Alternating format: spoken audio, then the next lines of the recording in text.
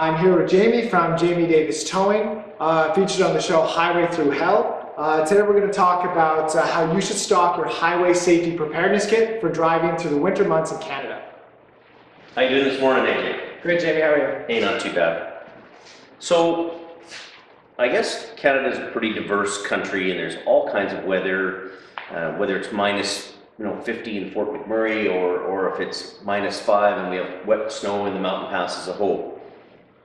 One thing that we're always amazed at when we're up in the mountains, and we spend a lot of time and have spent a lot of time up in the mountains working, is the fact that a lot of people who come from the lower mainland or from metropolitan areas don't realize the effects of what's going on in the mountain weather-wise.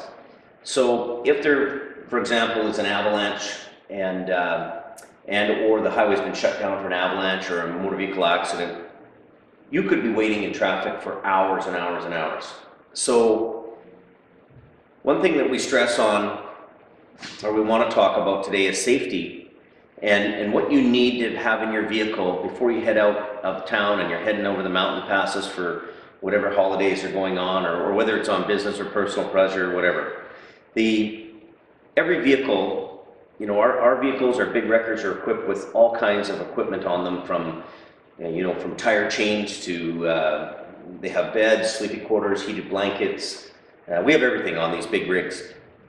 And a lot of people who come from the city or driving an automobile and come from downtown, they don't really realize where they're going, and they underestimate the power of Mother Nature in the mountains.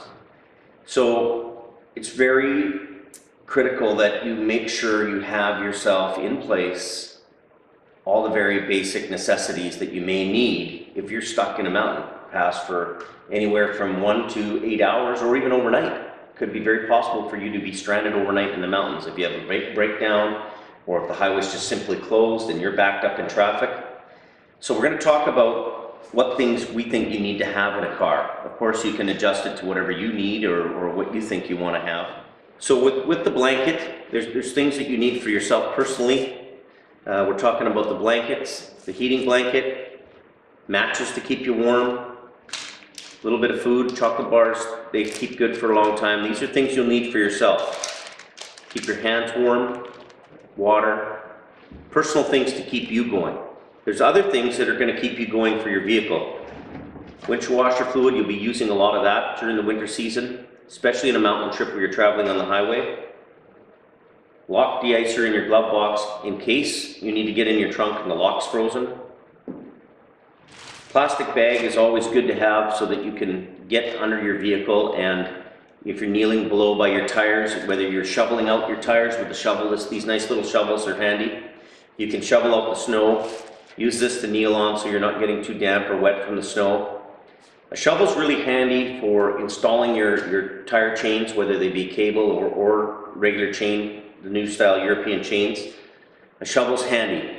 If you're sitting for any length of time, or before you even travel on the road, an ice scraper is great.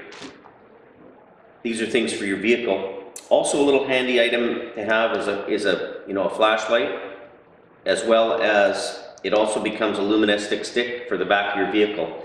If your lights are out on your vehicle and you happen to be broke down, you can put these in the rear window to stop somebody from, they can see you and see what you're up against.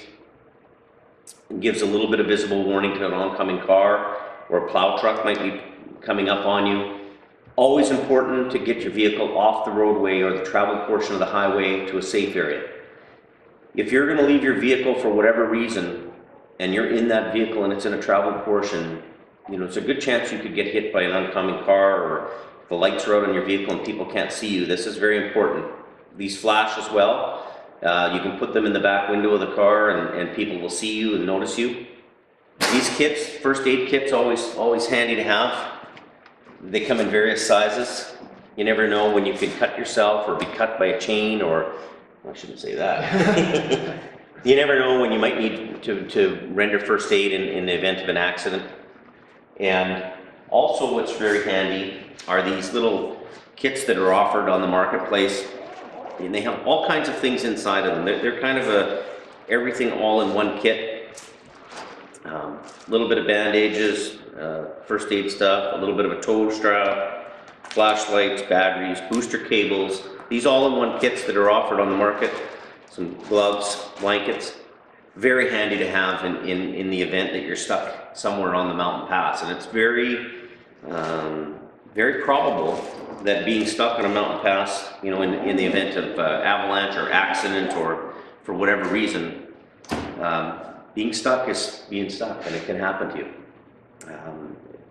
That's basically all I have to say about that today, AJ. I think that people just need to overall be prepared and realize that you could be caught in a storm. You could be shut down on a mountain pass for 4 hours or more. And you could be without all those regular things that you need to function. You know, food, water, warmth, the very basic necessities. You need to pack them in your car, and you need to be prepared. Yeah, I think you've covered all the main points. I appreciate your time, Jamie. Yeah, no troubles, AJ. Thanks a lot.